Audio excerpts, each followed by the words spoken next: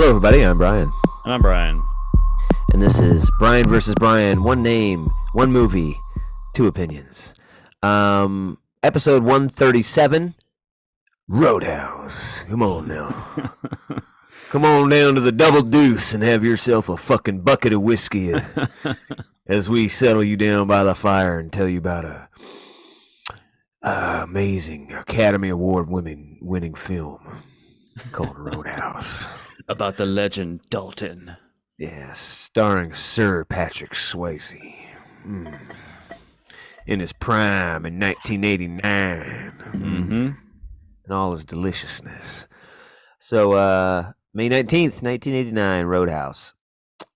It was directed by Rowdy Harrington. I didn't know him, or he did The Gladiator later with Cuba Gooding Jr. Remember that one? It's got that. Oh, right. Like that white. It was like a white kid boxer, wasn't it? Something. Yeah. And he was like I don't know, like the cool kid at the school, Cuba Gooding or something. It was strange. I remember it though. Yeah, I looked at this guy's. I didn't know who he was, and the first three movies that popped up, I've seen one of them. He did a movie called Striking Distance, which I watched when I was younger. It has Bruce Willis in it. It's kind of like a B cop movie. And then he did Repo Man, which I've never seen, but I know there's like a cult classic or a cult following with that movie with Emilio Estevez, right? I think it's Emilio. But he did that one too. Repo Man, huh? Repo Man. All right. Did it the budget of $15 million, box office of $61.6 million. So we had both never seen this. This is our first time. So it's gonna be interesting. So is James Dalton. He's usually just called Dalton. Dalton, yeah. James Dalton is a cooler, as they call it in the industry. A bouncer. A cooler. I was like, what the fuck is this? He's a bouncer. And in this strange ass world, bouncers are known by people. It's like, you're the best one in the business. Listen, outside of the bar, that bar, ain't no one gonna fucking know who you are, man. Yeah. Across the country, I heard he was the best bouncer in the business. He's like, they're like celebrities and shit. Like people meet him and like, Dalton, oh my god, it's him. Yeah, it's so ridiculous. Or even when the guy like tries to hire him, he's like, "You're the best," and he's like, "No, Wade Garrett's the best." He's like, "He's getting old." I'm like, well, not only did we know one of them, still the best. people know two of them. Okay. Yeah, it's like funny that they're like celebrity status and just known. He can't even introduce himself to people. Oh my god, like he's more famous than he would be as Patrick Swayze. So he's recruited by this guy Frank Tillman to help with the Double Deuce in Jasper, Missouri, is the town. Yeah. And so he comes to find him at his bar in New York. I think it's New York is what they established. And anyways, he's kind of hanging out at the bar. I mean, I think they have a little scuffle that he sees and lets him know he's the one. And I love it. There's so many like high kicks and skin tight wranglers in this. Yeah. What's this shit? I love his introduction. Well, two things I want to point out. The first is the band that opens at that New York bar in the opening is the same band who's in From Dusk Till Dawn that plays the Titty Twister. They turn into vampires. So that was kind of a cool little Easter egg. But I love his introduction because like the camera kind of like swoops and he's just going, it's like not into the music. I don't know. It's just kind of a funny little introduction. But yeah, a lot of high kicks. A lot of fucking. I think he's a kickboxer champion or some shit. Patrick, like in real life, if I remember right. I don't know about that. I don't I think have to so. look into that. I thought I could have sworn I was looking through IMDb. It was like Patrick Swayze is something in kickboxer champion. I don't know. I don't think it was him. I think it's the guy that played Jimmy Reno, the leader of the bad guy crew. Because I know he was like a kickbox champion in the military. What is that band that's in the Double Deuce throughout the whole damn movie? And they say band something something. I don't remember that. I remember his name is Cody, but I don't remember the band name. Yeah, here we go. Music featuring the music of Jeff Healey, whose band was featured in the film as the house band for the Double Deuce. Cruzados were the band in the opening credits.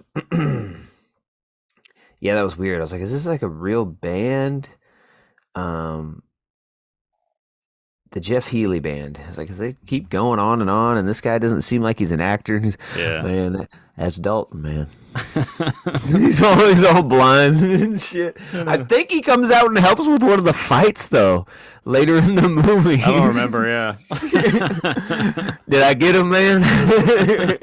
I can hear real good. And he talks kind of funny too. He's like, well, I always had a feeling about it, Dalton. It's good to see you again, brother. I get it. He's a funny character. Anyways, Frank's recruiting him, and how much it take you to get out of here and come to my bar? It take, what do you say, $5,000 Yeah, it was like $5,000 up front, and then $500 a week or a something. night, Or $500 a night, and then he's like, and I get to run it however I want. I run it. I run the show. He's like, done. And then that other bar owner comes in, hey, I gotta go. You fucker. So, Yeah, it seems to be his thing. He fixes establishments to make them Yeah. legit, and then he bounces to the next kind of thing. he's a fixer. Yeah. And he goes, and he's like, here, I got your plane ticket. I don't fly. Too dangerous.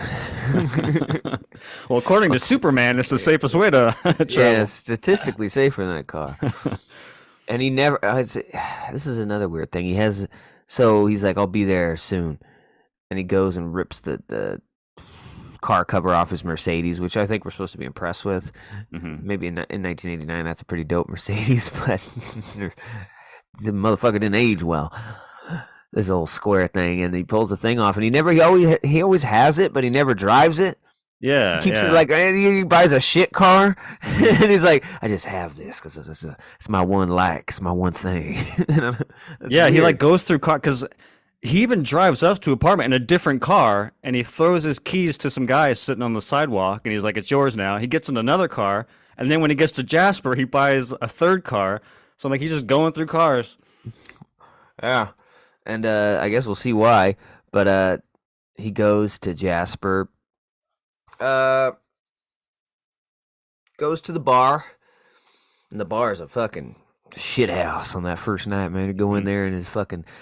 First of all, this movie I want to say I think was written by I don't know who, but I mean I could look up real quick. Yeah, I have it up right here. It's R. Lance Hill and Hillary Hankin. Oh my god, I did not expect a woman to be in the writing room. Because this movie is like, it ended up being like Showgirls or something. It's just a tit fest. And I was like, what the hell? I thought this was like an action badassery movie, but this is like that. But then, like, you know what guys also like? Fucking tits, man. Every woman in here is going to have her tits out. Everyone, or I don't want them on screen. And I was just like, Jesus, dude. This is a bit much. Yeah. And it's like, especially near the end where we'll get to that part anyways. Yeah, it's like it's naked women, it's guys grabbing women, and then it's Patrick Swayze's ass and naked body. That's all you get in this movie. Yeah. Like that one scene is like $20 to kiss her tits, man.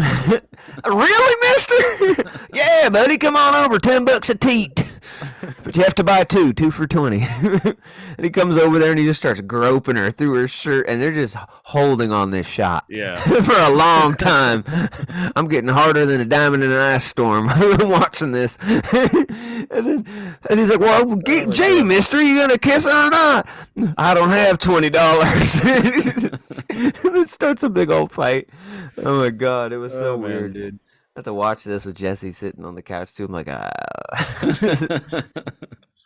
don't know. It's weird, isn't it? Yeah. 1989, baby. Yeah, so the first night at that bar is just a shit show. Like I said, titties out, someone being like raped in the corner, someone dying on the bar, Yeah. someone puking, 4 fights going at once, pig There's roasted. a fucking cage in front of the band Yeah. so they don't get hurt. He's like, we gotta go drain the main vein. Fuck you! You're paid to play. Throwing bottles at him and shit. Yeah, and he's just standing by the bar witnessing all this shit. And it's pretty funny. People keep looking at him, and one of the bouncers, I think, says, "You gonna drink something or you're gonna leave, mister?" Then the bartender comes over, "I'll have a coffee, black." Mm-hmm. And yeah, that's pretty much it. He just kind of goes there to look at it, I think, for the first night. Yeah. Just take a look at it. Just look at it. And he's like, well, fuck, this is a lot more work than I thought. I don't even think he goes and talks to the Frank guy that night, does he? He just leave? What does Pretty sure. I think he does see him on the stairs, like by his office, and I think he asked him into the room, but I don't think there's a scene that happens. I think he like walks up and then enters, and then we just cut somewhere else in the bar, from what I remember. What I love is Patrick Swayze's always wearing either nut-hugging tiny jeans or pleated silky ass slacks. Yeah. Where the pleat looks like a dress on the top. It's so pleated and weird, silky, and I was like, "Oh my god!" Pulled so high, how they do in the '80s. Yeah, like, Jesus, it's like the Talking Heads, like this the fashion fucking suit, tiny, skin tight, T-shirt with the puffy ass pleated hippie, as in make your hips look big pants. I was like, "Oh my lord, dude." So then I believe Dalton meets Brad Wesley just in passing or something. Yeah, he goes to rent the house out from I think his name is Emmett, the old farmer guy, and then like he opens up the window. Oh yeah, the helicopter flies over, and Emmett's like, "Oh god damn it! I swear he does this on purpose. Scaring up my horse." Shitty ass fucking farm, right across from the mansion. Mm-hmm. Yeah, so he knows who Brad Wesley is, who like runs the town. Who's like I forget what he did to make the town what it was, but he's some kind of mogul, and he's involved in all the businesses now, very corrupt. Like having them pay him a tax. Even he made it all legal by setting up some fun betterment of Jasper Fund, and all the businesses have to be a part of it. It's just a way for him to extort them. Mm-hmm. And I think, was it the first night or the second night he gets stabbed and has to go to the hospital? Does he get in a fight in the first night there when he's just watching? Does he help at all? I think he does. I can't remember. It's either the first or the second one. I think the first time he gets involved was when I think it's after he does his speech, which is I thought that scene was kind of fun. Where he's like, "These are the 3 rules, be nice and all that." But I think the first time he gets involved is the second night or whatever night is after that speech. It's his first night working, yeah. With a woman's on the table dancing, and he kind of signals to his buddy like, "Hey, take care of it," and he can't because the guy pulls a knife and shit. But I think that's when he gets involved. The slightest little confrontation, and people pull out fucking like Michael Myers knives, dude, or like Rambo knives, a serrated edge. It's fucking 7 inches long. What the fuck did you say? I'm not done drinking, pal. I think you need to slow down, sir. I'll fucking stab you in your fucking face, buddy. You ever talk to me like that again? Oh my lord. And so that first night he's just watching, and then it's kind of like, you ever seen that show Bar Rescue? I love that show. You go I know what it is, but I've never seen it. You do surveillance the first night, and then you come in with the plan and what's going wrong. Mm-hmm. It's like that, and he comes in. He's like, "Well, you're fired." What? Yeah, we serve booze, not drugs. Get out of here. Anybody else dealing? And he just asks. He's like, "Well, we just saw you fire her for it. I'm not gonna be like, yeah, I'm dealing too. I'll go." Everybody but like 2 people get up and walk out. Everybody else dealing. But he fired her. Who else did he fire on that first The night? big fucking burly dude. Oh yeah, the bouncer. Yeah, the bouncer. Because he's like fucking going around. Because he was the asshole to him. Is like, I think he told him, "You buy a drink or you're leaving, buddy." Mhm. He's like, "You're fired." Well, why? The job. You don't got the temperament for it. You son of a bitch. Some shit like that. Yeah, that whole scene I really like. Where, be nice if someone pulls a knife on or whatever. Be nice. Someone calls you a fucking cocksucker. You be nice. Cocksucker is just two. What do you say? Oh yeah, verbs. You said verbs. How is cock a verb? It's just two verbs put together. Cock is something you do. It's a verb. Two verbs put together to elicit a response. We will not give them that response. And then, what if someone calls your mother a whore? Well, is she? Oh, hey now. So that first night, there's a little squabble. It's the henchman of what's that guy's name? Fuck that guy. Oh, the main guy? Brad Wesley. Brad Wesley. Yeah. Henchman of Brad Wesley. What a stupid name. Name's Brad Wesley. And yeah, he gets stabbed a little bit, and he has to go get some stitches, and then he whoops all their asses, of course. Is that the fight where he fires the bartender and they come back in the office? Is that where he gets stabbed? I forget. No. I don't think so. I think he gets stabbed just that first night, but because the bartender hadn't come back yet. So I think he fires him at the end of the night. I don't know. Oh, right, yeah. Getting confused. They all kind of, all these fights kind of meld together. Yeah. But yeah, he goes to get these stitches from who was it? Elizabeth Clay. Doc, yeah. Even on IMDb, I'm looking at it, it just says Doc. Yeah, like, she's a doctor, a lady doctor. Mm-hmm. So this movie isn't that sexist after all. It's the lady doctor. Of course, the one girl who doesn't show her tits. Oh wait, yes she does. Yes, she Damn does. it! Fuck! Fuck this movie. I tried to help you out, Roadhouse, but you're giving me nothing here. You're giving me nothing, man. Giving me nothing. I thought for sure, well, the scientist can't show her tits. Oh, yes, she can. You goddamn she can. No tits are safe in Roadhouse. Yeah. So he's getting mended up by her, and it's just real quick. All of a sudden, a sexual tension between them for no fucking reason at all.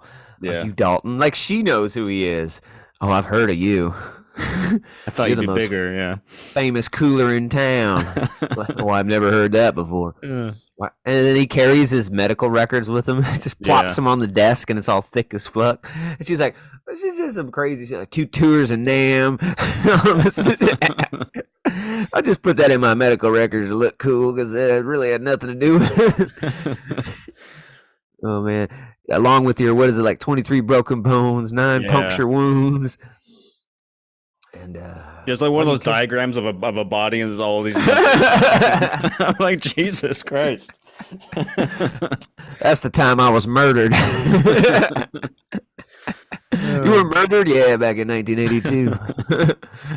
Didn't stick, though. Didn't stick. Didn't stick, though. Because I know. Oh, yeah, because like, why do you keep doing this? Well, oh, yeah, and she's like, you ever lost? Nope. I don't know why, but I never do. I never do. And I never will. Oh, yeah, no one wins at a fight or some. Yeah, and she's like, I feel like she likes him because he said that. But what else did he say? Like, I usually end up winning because there's people who go around looking for trouble, and there's people who stay ready for it. It's like, okay. Ooh. You know, this hair is feathered, man. You ain't stopping me. Yeah, so they get this interaction. He's like, "You should come by for a coffee or something at the bar." At the bar? Yeah, they got great coffee. The Double Deuce. But it's weird because like he's always drinking coffee and he invites her to coffee, but then once his mentor comes in, he's like drinking. Drinking beer, You know? yeah. Yeah, grab me a beer, man. It's like what the fuck. I thought he was like so good at his job he could never drink, because that could alter his. I have to stay prepared. Yeah. But that gets us to there. I think he makes a call to his mentor, Wade Garrett, the number one. He's getting old, yeah, but he's the best bouncer in the business, known from Tallahassee to Timbuktu. You go to China and you say Wade Garrett, there. Oh yes. Sam Elliott. Sam Elliott, yeah. Yeah. So apparently in 1989, Sam Elliott was old. Yeah. So it's pretty crazy. It's still going. Looking like a corpse now. He's getting more gristled every year till he's slowly becoming just a brick with a beard. He played a good mentor, though. I like Sam Elliott in this movie. Yeah, he's ridiculous as everything. For some reason, but... he's like Mexican or something. Hey, mijo. He's always like, fucking, what the fuck, mijo? Are you Mexican? I might be. You never know. Yeah, he's always just using little, Mexican uncle isms or mijo. That's something like your Mexican grandpa says. I don't know. It's a weird. He gives him a call. You think he's gonna call and ask him for help, but he doesn't ever. It's just a weird call. Yeah, right? he asked him if he hears of what's his name, Brad Weasley or whatever. We've heard of Brad Wesley. Yeah. Wesley. Can't say I have. Should I have? And it's weird. It's like, no, same old story, different town, and all this bullshit. Okay, well, I'll talk to you. You have take care of yourself. Like there was no point to the conversation. You think the point is going to be, hey man, I could use a hand in this town. Nope. But the guy like sensed he needed help through the phone, through the code words. And yeah. Doesn't he say something about coming to Jasper though? No. He says something like, I figured I'd come and check in on you or something like that. Something along those lines. Yeah, because he knew what town he's in, but Swayze never asked him to come. Yeah. Yeah. All right. And then so now we got Wade Garrett with him. And that's some pretty funny stuff with him, and they're drinking, and I think he helps with a fight when he first gets there. Hell yeah, man, that's what I needed. And they go out. Like Doc has come and visited him at the bar before. Now they're lovers or something. The second night, I remember that first date when she comes back and drops him off, and there's like a stop sign through his fucking car window. And he's like, that's why I don't drive the Mercedes. Yeah. And she lets him out, and it's just this goofy scene where he pulls it out before she leaves. The stop sign is like kind of leaning on it. Waves goodbye, holding the stop sign. It's so funny. Very weird, yeah. Yeah, and that's how we get to know like that other character that has the auto shop. Mm-hmm. I don't remember his name, but he ends up being Doc's uncle because he sees her photo in his shop. And I always thought there was this too weird of a connection there. He's like really heartbroken that his shop is getting like raided and busted up, and he's only met this guy once. He met him once and bought a windshield from him, and he's like fucking. Now he has this connection to him, and he feels like he's a father figure to him. I was just like, what the fuck? Why does he care so much? To be fair, their first interaction's pretty fucking great. Where he's talking about, I married a wife uglier than I was, and then what happened? Oh, we got divorced. She married someone uglier than she was. The whole interaction was pretty funny. I bought a windshield from him. Ain't no one gonna step foot in that shop, but looking for trouble, all right? And yeah, he's like, I work at the Double Deuce. You want to start a tab? He's like, no, I'll pay cash as I go. Yeah, but I brought me to that one scene. I thought it was funny. Wade Garrett goes out with him and his, then kind of girlfriend Elizabeth, and the whole time is like him interacting with Elizabeth and like dancing with her. And then Patrick Swayze's kind of like the third wheel here. I'll let you date her one night, and you see how you like her. See if we can all be friends. And then like she says something to Wade, to Sam Elliott, like, "Is this the part where you tell me your friend's a good guy? He's not a good guy. This is the part where I tell you I think I'd like to have you for myself." I was like, "Whoa!" And he's all grinding and dancing. Yeah. And then Patrick Swayze pipes up and yells over like, "Everything he's saying a lie." And then he looks at her, "Or is it?" And then he like cradles her cheek in the back of her neck as he's like looking at Oh, her yeah. dancing. I was like, dude, that's fucking weird, bro. And I thought it was funny, like the sex scene they have in the barn was pretty funny. Like kind of like a fully clothed sex scene. It's just kind of awkward. And I was like, what's this weird? For the amount of nudity that's been in this thing, this is a weird stylistic choice to have this Yeah. fully clothed sex scene. And then they go to bed, and she wakes up alone, and he's like, always out on the fucking roof, opening windows and going on roofs. And he's out on the roof sitting there naked. You see his ass just smoking. He smokes a lot of cigarettes in this. Mm-hmm. He's smoking a cigarette, and she goes out there and joins him. And then they end up humping on the roof out in the middle of you, and Brad Wesley's out there just looking at him and watching. And I think it was established that like Brad Wesley liked her, or I don't know, they kind of implied that he was the ex-husband. I felt she talks about a husband that she had to leave. I don't know if it was him. Did you get that vibe that he was the ex-husband? Yeah, it could be. I just took it as like he was like infatuated with her and she wanted nothing to do with him. And like she was the object he couldn't get. But yeah, I mean, it would make sense if they were exes. Yeah, I felt like that was the insinuation, but they never flat out said it. So yeah, he's pissed about that because apparently he really likes her, or was her ex-husband, one of the two. Either way, he's got this fondness for her that she doesn't feel for him. Mm-hmm. So I think that's the point where he starts ramping it up, bro. He's just ramping it, dog. I mean, they've by this time they've remodeled the Double Deuce. Now it's got neon and stuff inside. They all have uniforms like Target. They got khakis and like a red polo. Mm-hmm. And I thought it was funny that like, he doesn't wear the uniform. He has something similar but cool. Like he comes in with a pleated khakis and a silky red button-up shirt instead of just the polo with the Double Deuce logo on it. It's like, no, what? He's got the nice version, the Swayze version. Yeah, I'm not wearing that polo. Yeah, and he ramps it up. He burns down the fucking the auto part store. The auto parts store, yeah. And the other town businessman that owns the car dealership is like, well, we got to turn against him, man. This is ridiculous. Don't you have insurance, though? And that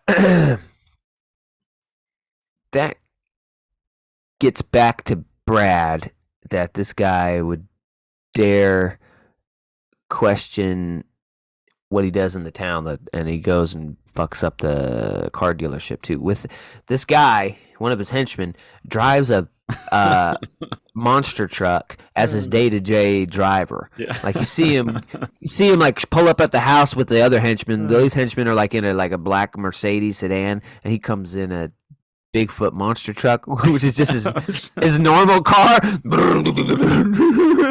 What the fuck? Just normal car. Oh my god, so He's good. like driving down the road, taking up all the lanes. Oh yeah, that was another funny scene to show how Brad Wesley just like doesn't care about anything. When Patrick Swayze's driving, remember, and he's like looking up, and he's like, "What the fuck?" And Brad's like, he's enjoying life, driving in both lanes and swerving, and he just doesn't care. Patrick, I said, Jesus Christ. He looks back. Hello, neighbor. I drive where I wish. You're lucky I'm even in the road. God. So good. Uh, so yeah, the guy with the monster truck is like, heard you were talking shit. Well, I'm gonna show you what I run this town, and gets in. The other guy gets in his monster truck and just rams through the fucking Yeah. window, and then all these cars are parked in there, and he just crushes them. Oh, my dealership. I found it weird that there was a crowd cheering. I was like, why is there a crowd to begin with? And why are Yeah, they thought, cheering? I thought it was like a show, man. Uh, But I think at that time, right, they've burned down the building, the auto parts store. They've crushed the car lot. Oh, yeah, and the martial arts in this is really weird. It's just like he's always doing this, practicing this weird stuff. Patrick Swayze never quite tell you, but they do say Brad at one point says, "I know your history. You killed a man in Mississippi." mhm. How'd you know? You said it was self-defense, but we both know that wasn't the case. And finally, what was it that what came first? Them burning his house or them getting to Wade?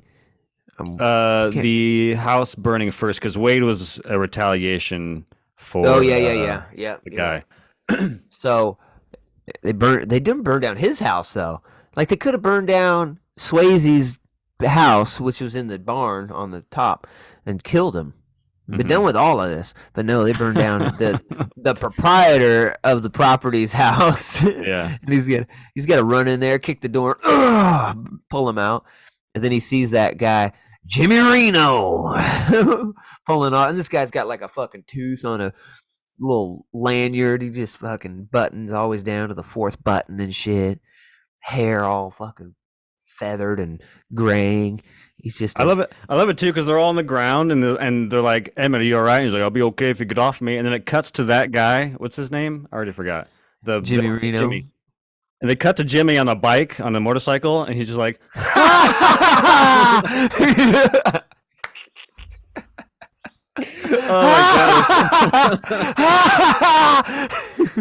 Fuck yo house! Ring! He goes off. Oh my god, it's so good. He goes off on his little fucking Suzuki Enduro 125. And then fucking Patrick's sprints across the fucking.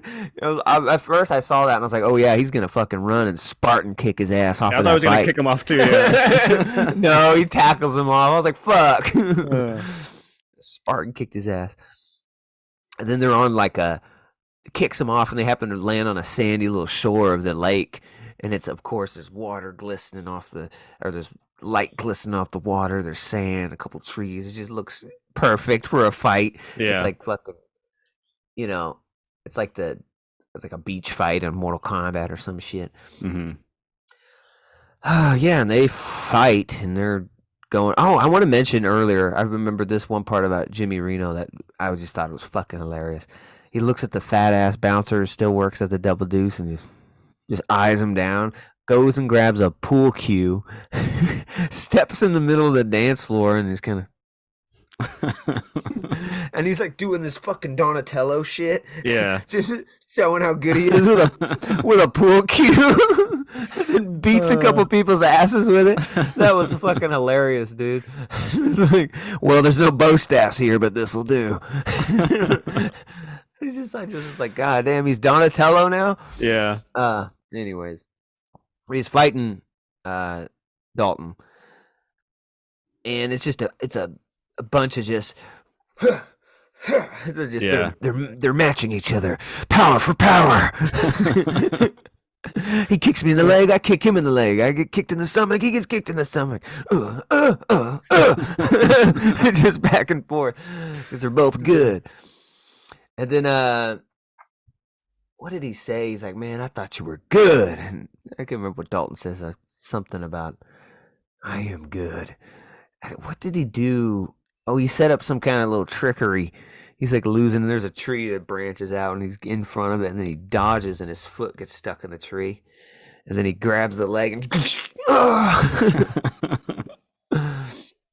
I forgot one of the best lines of the movie. They're like in a lock, and he's like, "I used to fuck guys like you." And oh my god! What the fuck?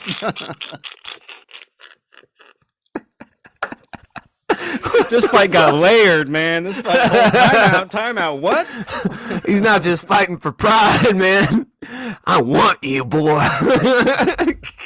I always get what I want. Oh my god. Yeah, dude, he said that. That came out of fucking nowhere. I used to fuck guys like you in prison. First of all, we never established you were in prison. Oh my god. Second of all, I just looked at Jesse. It's like, what did that have to do with this? Like, what? Just so you know, all right? So this fight don't mean much to me. I was like, what? That doesn't make any sense, bro. Yeah,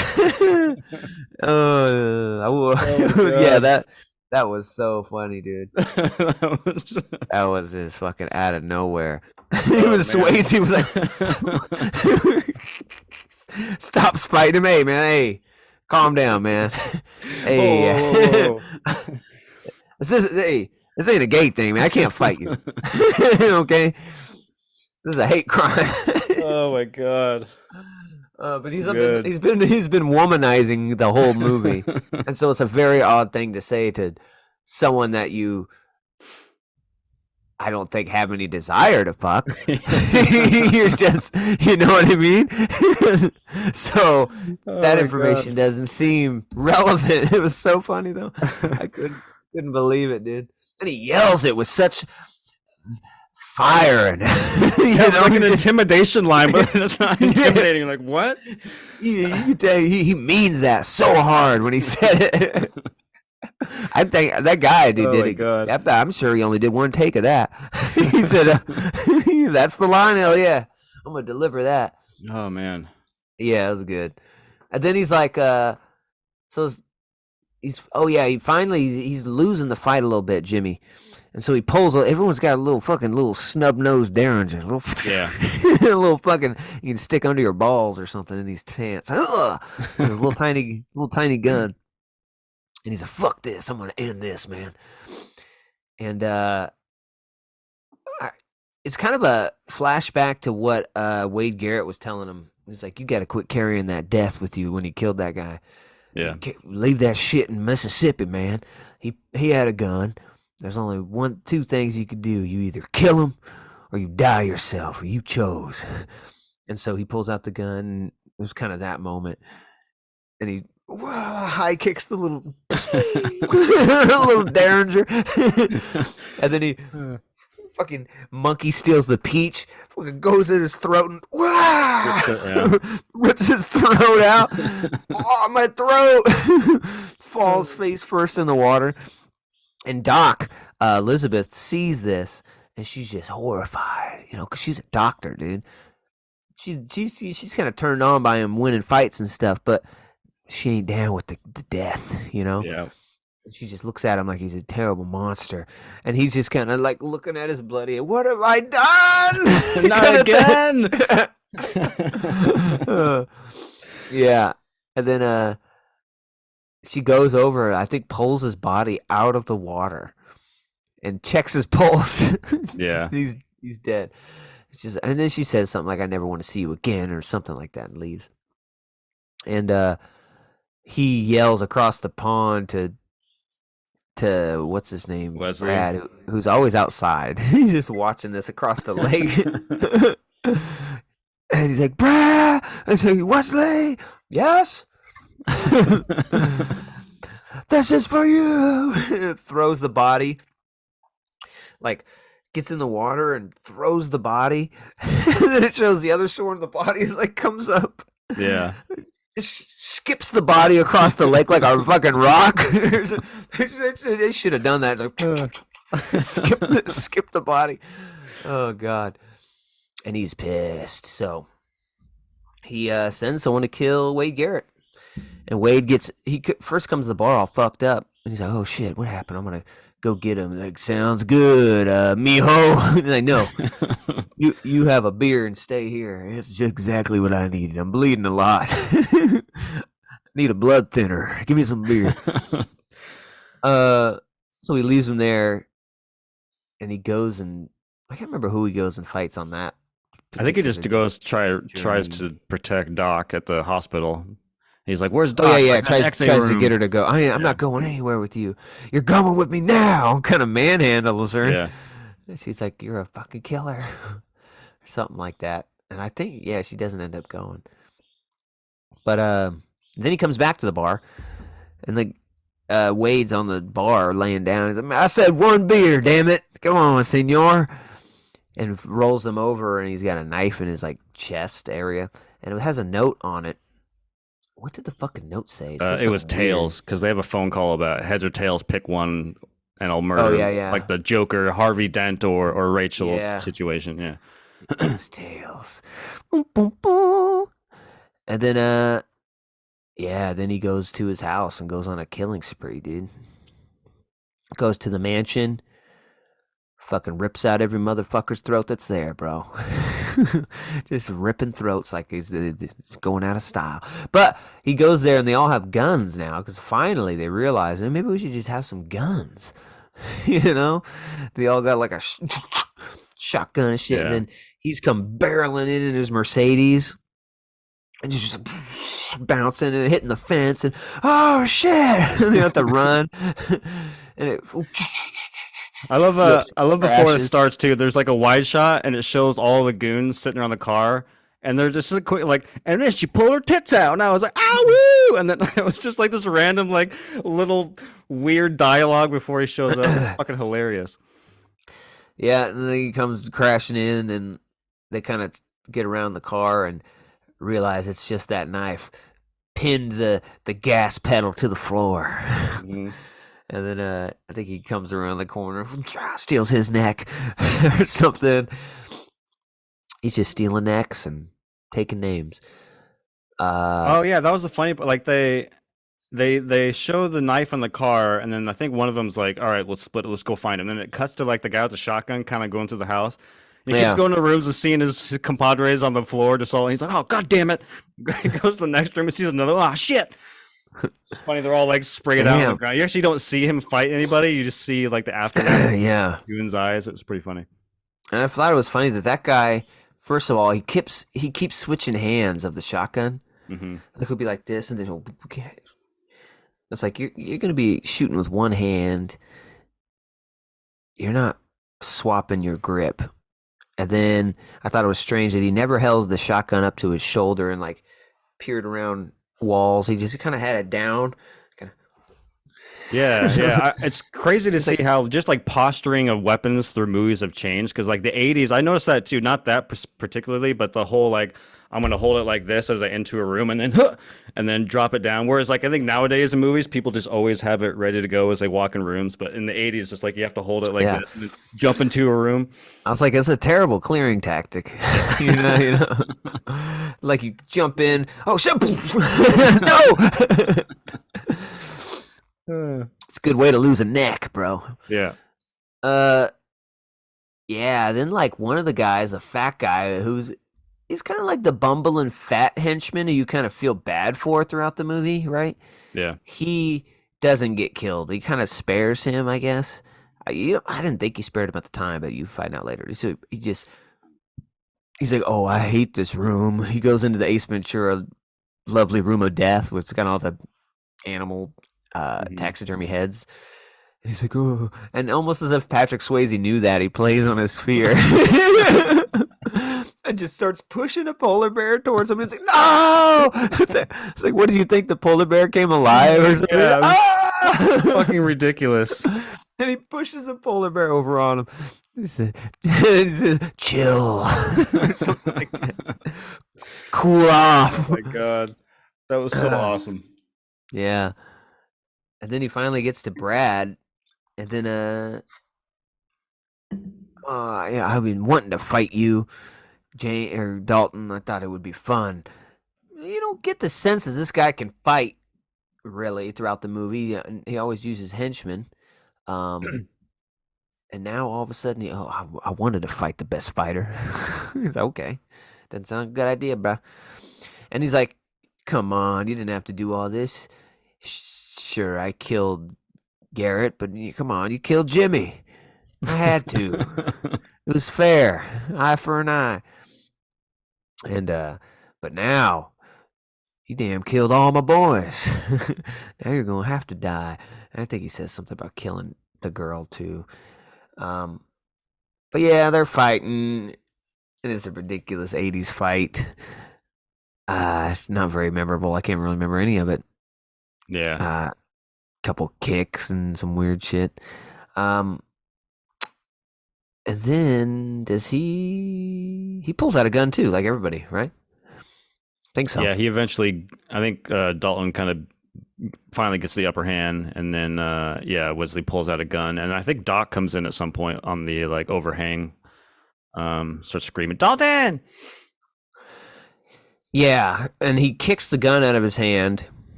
And then Dalton's kind of like walk away because he sees Doc's there, and he doesn't want to do that again. He wants to not kill. Right, Kill yeah, every- he's got him like dead to rights, but he has the he's, fucking. yeah, he's got the bear claw peach Yeah. stealer ready to roll, man. He's holding And it back. He sees her, and he has to stop the urge to murder again. And That's how you pull his fucking neck out. Become the last dragon, baby. Get that glow. God damn. And then he does it. He stops, and then he's starting to walk away, and the guy gets the gun. Brad gets the gun, and you idiot, and he aims it at him, and then right before he shoots him, there's a shotgun blast, and there's a blood stain on his stomach, and then it pans out, and it's the who's the guy that shot him? I think it's the It was auto the- parts guy. That's the first one. I think it has to be because Was the it? uncle is the more important one of all of them. Yeah, it's him. And then he gets shot by the Double Deuce owner. Hmm. And then he gets shot by the fucking car dealership guy. And they all have shotguns. And then I think one more person even shoots him. It was the farmer guy who rented out the room. Oh yeah. And he's just, and then the last one he knocks him off his feet, of course, and into the glass table. Would have been And then- badass if they RoboCopped him, just like all four of them, just like it's Zartown. Yeah, and so one of them collects the guns. It's the Double Deuce owner, isn't it? Here, give me all your shotguns. Takes all the shotguns to hide the evidence and shit. Hmm. And then the cops come in. Oh my God! All these dead bodies. What happened here? And then one by one, all the town's business owners. I didn't see anything. Did you see anything? Nope, I didn't see anything. Did you? I didn't see anything as well. One of you fuckers saw something, okay? You're all going to jail for murder. And finally has the bumbling chubby guy who kind of steps into the room when the cop is questioning people. Apparently he lived from the polar bear falling on him. And they all kind of just eye him up like, you're going to fucking say you didn't see anything or we're going to fucking kill you. We're going to fucking murder you next, bro. We've already proved we got a taste for blood. And so you can feel that tension and he can feel it. And then the cop asks, well, what about you? And he says, polar bear fell on me. And then the guy's like laughing, can hardly hold back a smile. And then I think that was about it. What was the end scene? Was it them and the Deuce? I can't Yeah, remember. I know the last shot for sure is the band playing as the credits roll. Oh yeah. And then he's I don't know got if there's fucking a scene in there, but you gotta sing to the whole damn credits. Yeah. Movie's done.